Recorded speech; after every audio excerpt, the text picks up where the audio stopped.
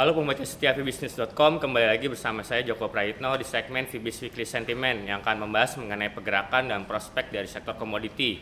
Dalam beberapa hari terakhir, pergerakan emas dan minyak mentah cenderung mengalami pergerakan yang melemah dibanding pekan sebelumnya di mana kedua komoditi tersebut mengalami tren bullish yang cukup signifikan.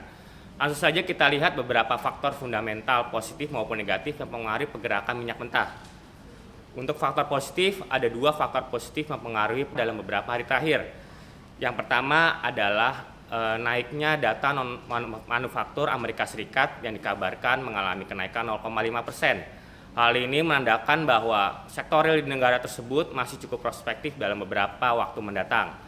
Yang kedua, faktor positif diperoleh dari adanya kenaikan penjualan produk retail di Eropa yang mengalami kenaikan sebesar 0,8%. Hal ini meleset dari prediksi sebelumnya di mana data tersebut hanya diperkirakan mengalami kenaikan 0,2% saja.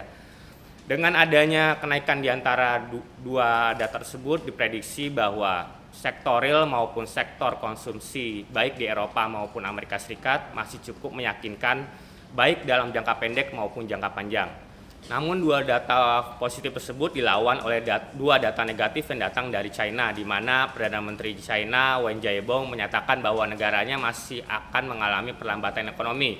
Hal ini didukung oleh adanya prediksi mengenai pertumbuhan ekonomi China yang diperkirakan akan merosot sampai dengan 7,5% pada tahun ini. Faktor negatif yang kedua datang dari Iran, di mana Amerika Serikat membujuk Perdana Menteri Israel Benjamin Netanyahu bahwa proses negosiasi antara Iran maupun Israel harus diupayakan dalam bentuk diplomatis maupun melalui dialog.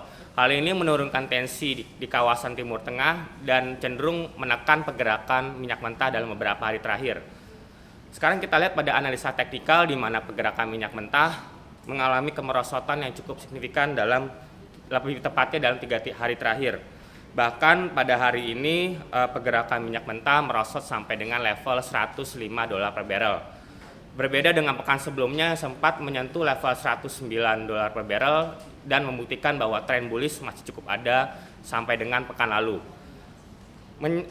Merangkum data fundamental baik positif maupun negatif, maka kita bisa lihat tabel sentimen untuk minyak mentah dalam pekan ini diperkirakan akan cenderung mengalami kondisi bearish baik kondisi fundamental maupun teknikal.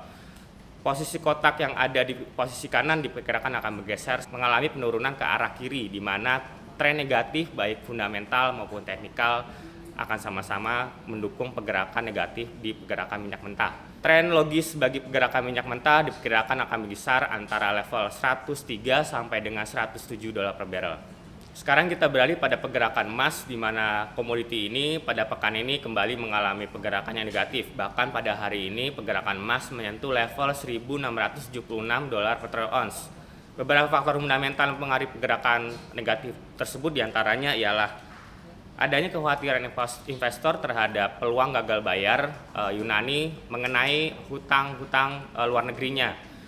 Jatuh temponya hutang luar negeri Yunani tersebut akan datang pada tanggal 8 Maret esok hari, di mana Yunani diwajibkan harus melunasi hutang-hutangnya sampai dengan tanggal tersebut. Investor merasa khawatir bahwa hal tersebut diperkirakan akan sulit terjadi, di mana Yunani masih sulit mengatasi hutang-hutang luar negerinya. Bahkan beberapa hari terakhir menyatakan bahwa pihak pemerintah Yunani masih akan sulit membayar hutang-hutang luar negerinya. Yang kedua, faktor negatif datang dari adanya spekulasi perlambatan ekonomi China. Seperti pada minyak mentah, pergerakan emas juga sangat tergantung dengan pertumbuhan ekonomi China, di mana jika negatif pertumbuhan ekonomi China mencerminkan bahwa permintaan emas maupun perhiasan di China diperkirakan akan mengalami penurunan.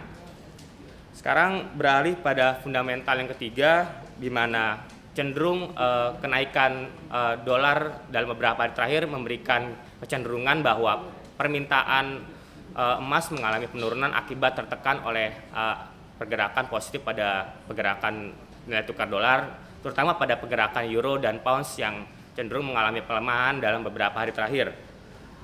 Sedangkan dari analisa teknikal pada emas, tren negatif baik data RSI maupun data-data teknikal yang lainnya masih cukup negatif. Bahkan data Relative Strength Index dalam sepekan terakhir konstan menyentuh level 30. Hal ini menandakan bahwa pergerakan emas masih akan negatif dalam beberapa hari ke depan.